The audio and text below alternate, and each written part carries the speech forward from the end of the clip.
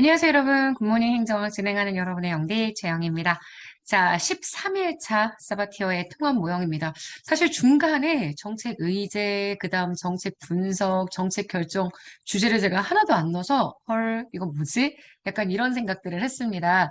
일단 13일차의 사바티어 통합 모형, 집행 모형 먼저 들어갔는데 중간에 비용 편익 분석이라든지 정책 결정은 너무 제가 이전에 많이 했어서 그래서 거기 영상들 궁금하신 분들은 22년 영상도 되게 좋습니다.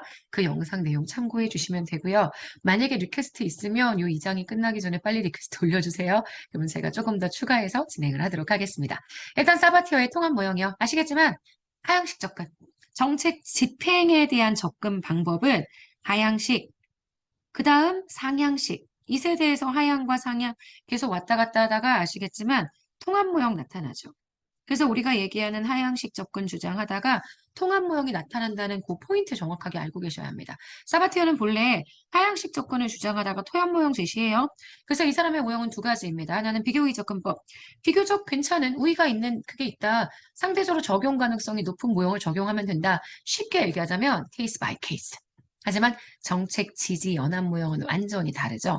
정책 지지 연합 모형은요, 제가 구조를 꼭 아셔야 된다라고 늘 말씀을 드리는데, 일단 정부 정책을 추진하는 정부 조직을 보면 이렇게 생겼을 거예요. 여기가 제일 꼭대기 탑이고요. 여기가 바텀입니다.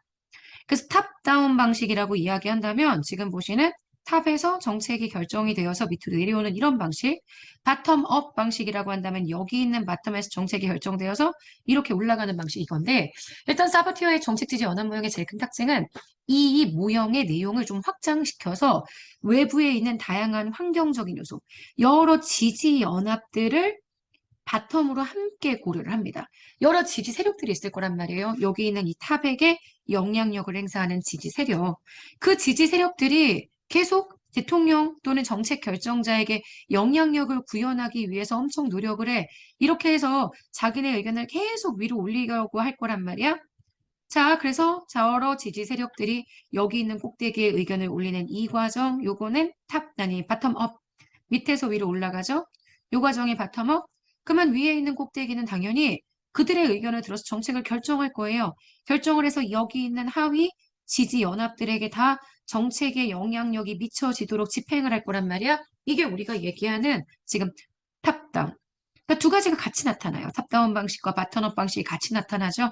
그래서 기본적인 관점은 요게 먼저입니다. 지금 보시는 요거 바텀업 방식이 기본 관점인데 탑다운도 무시할 수 없다는 게 특징이에요. 그래서 기본 관점은 상향적 접근입니다. 정책의 이 모두를 다 싹 포괄해서 뭐라고 하냐면 이 모두를 정책의 하위 시스템이라고 얘기하거든요. 거기에 다양한 경쟁적인 정책 지지 연합들이 있을 거고 이들 사이의 갈등과 타협. 그래서 여기는 상향적 접근입니다. 이들이 여기에 영향력 행사하는 거. 여기 있는 이들이 여기에 영향력 행사하는 건 상향. 그리고 지금 꼭대기에서 결정된 정책이 밑에 있는 이 사람들에게 영향을 주는 것, 요거는 하향. 이렇게 해서 정리하는 게 포인트가 되죠. 그래서 이렇게 하다가 지금 보시는 여기 정책 지지 연합들이 한 10년, 이러면 신념 체제가 좀 달라집니다. 그러면 얘네가 보내는 사인이 달라지니까 결국 정책도 변화될 수 있는 가능성이 있다. 이렇게 보는 게 우리가 얘기하는 사버체어의 정책 지지 연합 모형의 특징이죠. 그래서 결과적으로 10년 단위의 점진적 정책 변동을 설명하는 모형으로 나타나고요. 정책의 하위 체제든 자신의 신념에 의해서 정책 결정이나 집행 과정에 영향력을 행사하려고 한다. 이게 사바티어 모형의 가장 핵심입니다. 자, 문제 좀 볼까요? 이렇게 나왔습니다. 2019년 서울시 7급 문제입니다. 사바티어 통합 모형에 대한 설명으로 가장 옳지 않은 것. 정책 변화 이해의 가장 유효한 분석 단위는 정책 하위 시스템이고요. 정책의 하위 시스템에는 서로 다른 목표를 가지고 있는 지지 연합이 있습니다. 이들이 정책 결정자에게 영향력을 행사하는 것은 분명히 상향이지만 정책 하위 시스템의 참여자 활동에 영향을 미치는 요소라면 정책의 결정자가 정책을 이미 결정해서 그걸 통해 집행하는 과정을 통해 얘기를 해줘야 될 거예요. 요거는 정책의 상향이 아닌 하향적 접근 방법을 통해서 도출해주게 됩니다. 그래서 틀렸고요. 정책 집행은 한 번의 과정이 아니라 연속적인 변동 과정입니다. 맞습니다. 자, 그래서 여러분 지금 보시는 요 서울시 7급 틀린 선지는 3번 되는 거 보실 수 있습니다. 자, 21년 지방직 9급에서 출제가 된 문제입니다. 정책 지지 연합 모형, 정책 옹호 연합 모형 다 같은 내용이죠. 외적인 환경 변수, 그러니까 정책 지지 연합을 정책 과정과 연결시켰다는 것 자체가 이미 정부 조직 이외에 여러 가지 외부적인 요소들을 보겠다는 얘기니까요. 외적인 환경 변수를 연계시킨다라는 거 얘기할 수 있고요. 정책 학습을 통해 행위자들의 기저, 신념은 절대 쉽게 변화하지 않습니다. X죠? 자, 옹호연합 사이에 정치적 갈등이 발생하면 정책을 중개하는 중개자, 이들의 의견을 잘 통합시켜서 정책 결정자에게 영향력을 생산하는 정책의 중개자가 이걸 조정할 수가 있고요.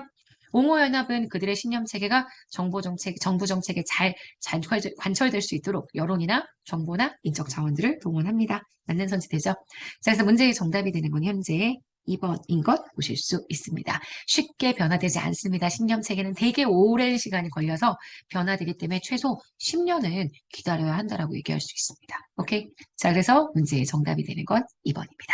자, 여기까지 보시면 우린 정책 지지 연합 방향까지 오늘 정리를 했고요. 자, 우리 내일 14일차 영상에서 또 만나도록 하겠습니다. 아침마다 좋은 습관, 최영희 행정학 꼭 좋아요, 구독 눌러주셔야 합니다. 자, 우리 오늘 하루도 우리 거 여러분께 된다라는 믿음 갖고 열심히 파이팅 합시다. 우리 또 내일 아침에 만날게요. 안녕.